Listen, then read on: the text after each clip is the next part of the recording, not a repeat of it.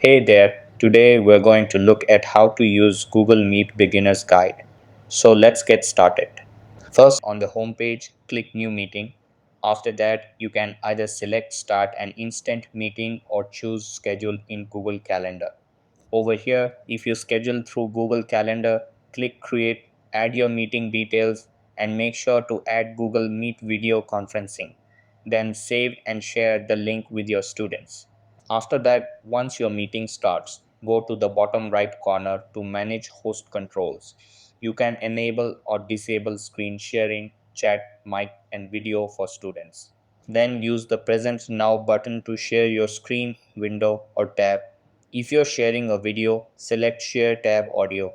Finally, once the class is complete, click End Call to close the session for everyone. And that wraps it up. Appreciate you watching. See you in the next.